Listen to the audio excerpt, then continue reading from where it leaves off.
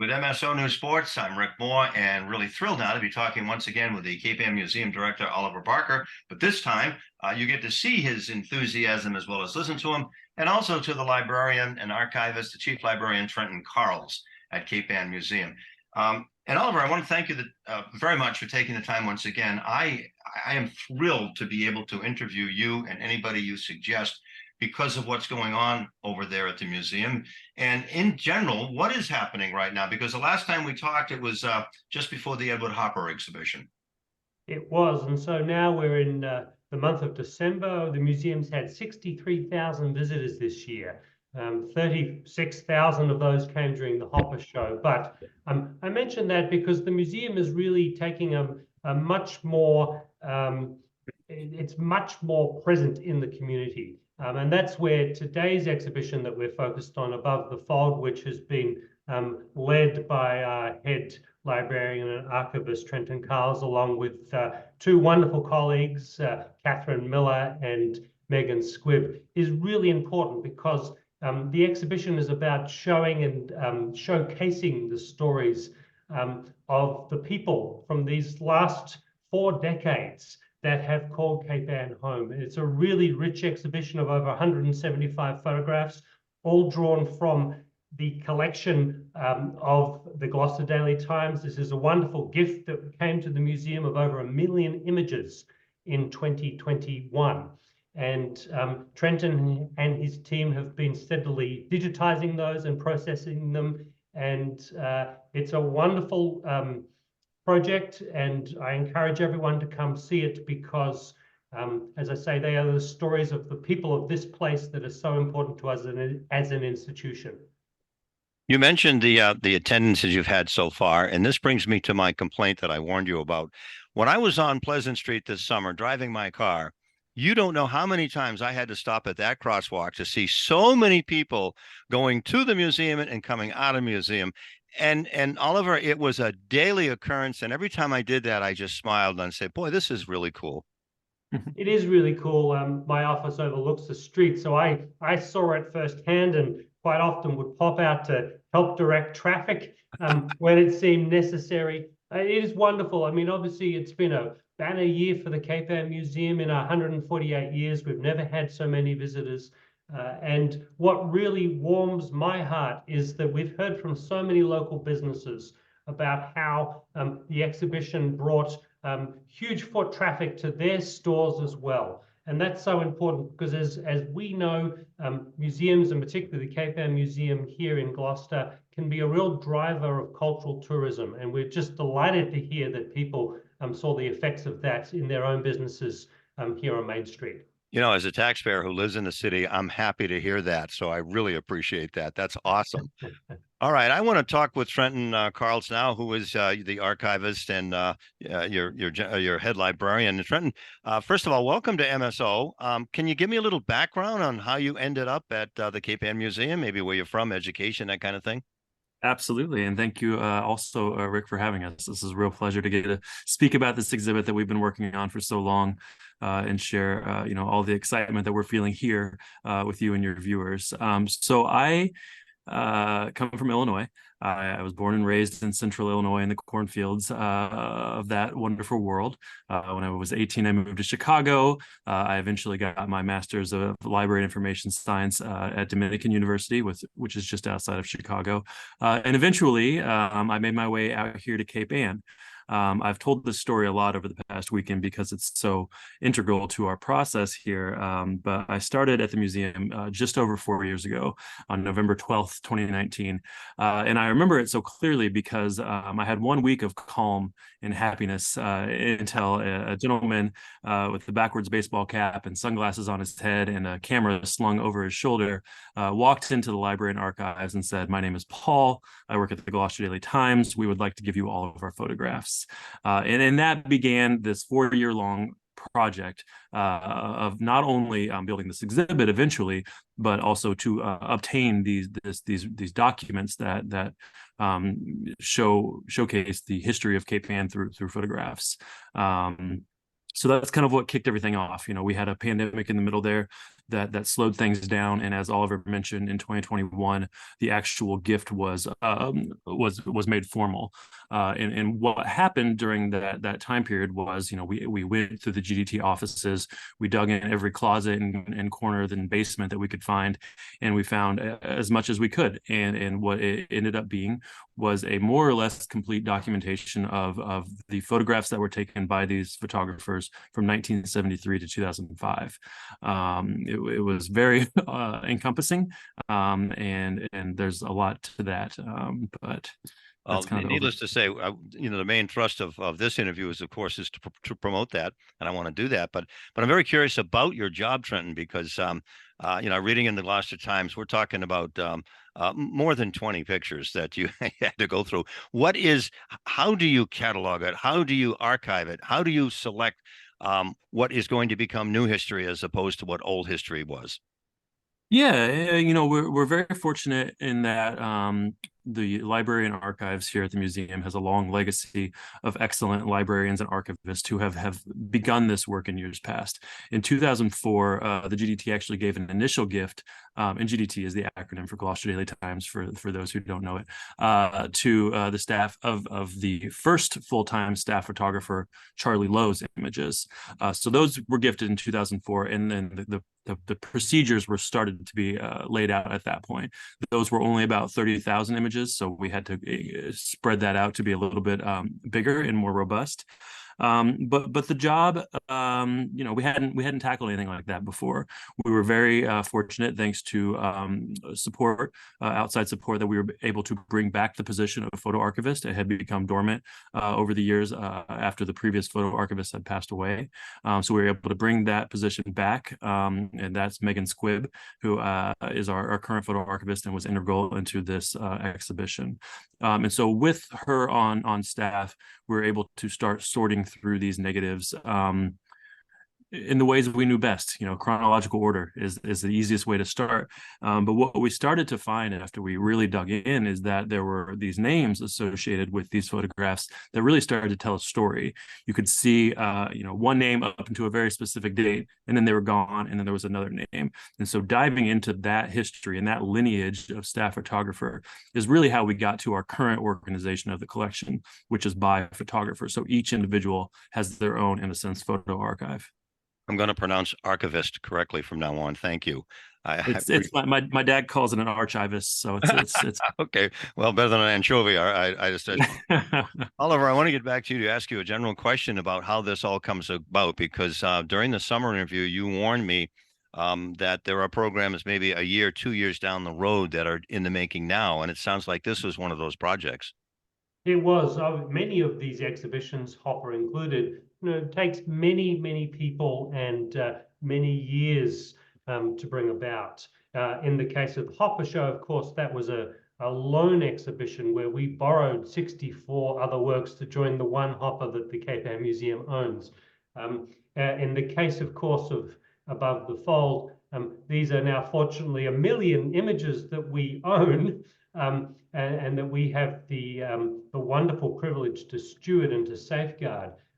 But of course, processing them, as Trenton has shared, we have begun that process. We're 12,000 images through, and of that, a selection of 175 images are now on view in the exhibition. So a different process in terms of developing this exhibition. However, time frame was roughly the same, that we were working on Hopper concurrent to working on the Above the Fold exhibition. I should share, I think the interesting detail for many of your listeners is that very fortunately, most of the photographers who are featured in this exhibition are still with us. And so it's a wonderful showcase of these men and women who dedicated so much of their life to capturing the stories of this community. They joined us this past weekend, and that was very special, that we could be featuring their work in this way in our galleries. How common is it for a local museum, a municipal museum, to be able to procure and secure these kinds of exhibitions, Oliver? Because this is people who don't ordinarily want to go to the Cape Ann Museum or even thought about it, they can't wait to get there. And this has been going on for a little while now. So this seems to be sort of like almost a revolution for our local museum. What we tell is a local story, but one that is of national significance. And we can do that because I have colleagues like Trenton, like Megan and Catherine. They all sit within our collections team, which is headed by our chief curator, Martha Oakes. And that group of people, along with our museum educators, is really responsible for coming up with the ideas that we develop into shows. And so it's a collective effort. And I've just got this wonderful team of colleagues, but we also have ourselves a wonderful team of volunteers that support these efforts. Nothing is done in a silo. And yes, we have got some great stories yet to tell. So it doesn't stop with Above the Fold and Hopper. It only gets better from here. All right. I love it. I love it. And here we are. All right, Trenton, I want to get back to you and ask you about when the photographers were there. Can you give me an idea of what their individual or collective responses was? To being asked to be the feature of an exhibit? Well, just to see, I think so, but also to see, I mean, I'm sure they looked at the stuff you had on display. Is that correct? They did, yes. So Okay. so it's been a very collaborative process throughout. So Paul Bilodeau, the person I mentioned earlier who brought this gift to our attention, is the current staff photographer at the paper. But conveniently, he also had a stint at the paper in the mid 1990s. And so even though he fell outside of the range of or the scope of our show, currently he fit in there. So he was very active and very engaged in getting this collection and this exhibition off the ground. He sent out an email about a year ago to all the photographers that he knew that had worked at the paper during this time period. And we just said, hey, we're doing this thing. Like, would you be interested in helping out? And we got some very quick, very resounding absolutelys to that message. And some of the photographers within weeks had provided a package of their bio, their photographs that they felt were special, as well as captions. And they said, great, we'll see you in a year. Keep us updated if you need anything. Others we had to slowly track down, convince that this was something that they would really enjoy being a part of. And in the end, we got everybody. And, all 15 photographers that are featured in this show, either them or their families, if they have passed, like is the case for Charlie Lowe and Sally O'Malley, have been extremely helpful, from providing bios about their history at the Times to saying these are photos that really represent us well. And then I actually posed this question at our panel discussion this past Saturday of how does it feel to be, the subject of an exhibition? And each and every one of them feels extremely honored. The role of a photojournalist, particularly at a local newspaper, is not always acknowledged for the hard work and the dedication that it takes. You're out there at all hours of the day in all weather. You're always up against the deadline, and you publish the paper, you publish your photographs, and then you're on to the next thing. There are very few moments of reflection. And so for them to be able to see their work in this light, I think has been very touching to a lot of them. Though, as one photographer said in response to that, her daughter said that, don't you feel old now? You're in a museum. So there's that moment of candidness as well. So I think that the idea of local photographer, newspaper photographers, it's so personal when you see these people, because if you live in a community, whether it's Salem, Beverly, Gloucester, wherever, you see them all the time at various events, whether they're newsworthy, sports, or just covering kids or entertainment and so on. And the other thing is people with the digital age now, a lot of people will see something in the paper and say, gee, I want that. So they'll get a hold of the local newspaper, and lo and behold, you get a digital copy of it. So that in and of itself is kind of revolutionary. But in terms of the actual exhibit or exhibition, and there are some really historic pictures I know that have been in the Times. How did you come about? Maybe this is a general question that Oliver can pick up later too. How do you decide what goes on display? The art of curation. Yeah, so it was challenging. I mean, when you have a million photographs of a place over a 32-year history, it is not easy to say this is the one that will represent this person or this time period. You know, we had a loose story that we wanted to tell. We wanted to focus on, you know, the elements that these photojournalists brave, the varying aspects of the Cape Ann community. For instance, if somebody submitted one of their photographs of the Gloucester High School football team, we knew that we probably shouldn't have a second or third photograph of the Gloucester High School football team in there. As great as these photographs were, we wanted to have one image represent a portion of the community in certain ways. Same with town coverage. You know, we have a section in which we feature Manchester by the Sea, Essex, and Rockport. And so we wanted to be sure that we were, you know, selecting photographs that allowed everybody who visited to see themselves in a shot. You know, I didn't grow up here, as I mentioned, but there's this great photo that we chose by Mary Roy towards the end of the exhibition. And it's a kid with a fishing pole from about 2003. And he's got these really baggy black Nike basketball shorts on. You know, you don't see those much anymore, but like, that's me, you know, like I see myself in that photograph. I wasn't here. I wasn't fishing on Lane's Cove, you know, but you can acknowledge that moment in time or that place or that feeling. And I think we did a good job of capturing a lot of those moments. You know, there have been so many moments over this past weekend where, you know, somebody comes up to me and says, oh, you know, that's my cousin's, you know, uncle's brother, nephew. So there is the familiarness to all of this, that everybody sees themselves or somebody they know in it. All right, I want to get back to that in just a second to maybe get final thoughts on the exhibition itself and promoting it and the best way to get to see it. But I want to go back to Oliver for a second. Oliver, this is probably this comes from ignorance. The logistics of planning exhibitions, rotating exhibitions, for example. Tell me how that works, please, because you only have so much limited space at the museum. We do, as many of your listeners may know, the museum now, thanks to the creation of a second campus, the Cape Ann Museum Green, which we opened in 2020 in the height of the pandemic, we now actually have two spaces that we are in the business of programming. It's a good problem to have. Our second campus is 4 acres at the gateway to Gloucester, and we are using that space. It's where we store our collections, but there's also within the Janet and William Ellery James Centre, a wonderful 2,000 square foot exhibition space that has been designed for the display of more contemporary art and also for three-dimensional or sculptural objects. So in terms of the planning, we have a senior leadership team here at the museum. We meet regularly. We talk about these sorts of issues and artists that we want to represent. As a museum, the museum is committed to telling the story of this singularly unique place. We're focused on the art, the history, and the culture of Cape Ann generally.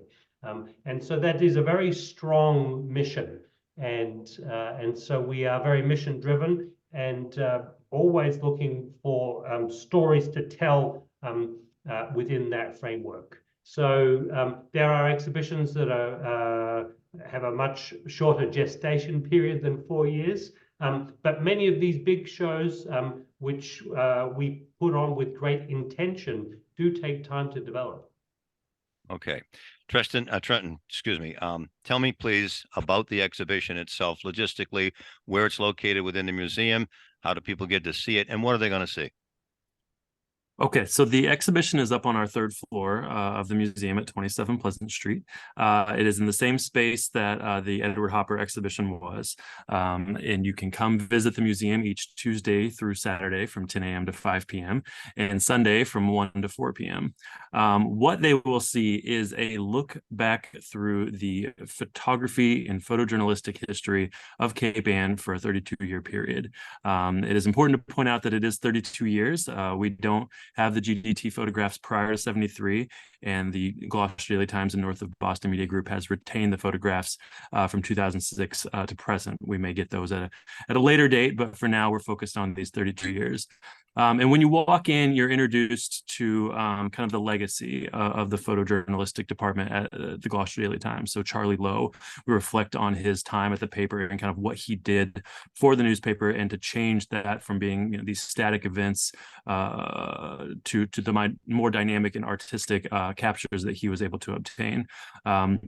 There is what we're lovingly calling our giant newspaper that folks will see as they walk in. And as Oliver pointed out, it makes you feel very small in front of it, because it is a large mock-up of a giant recreation of a newspaper that introduces our topics and kind of covers what people are about to see. It turned out really beautifully. And then you go around and you get each of these individuals' perspectives. We have highlighted 5 to 8 photographs by each individual that really captures the essence of what style they had in their approach, and we have that for each individual.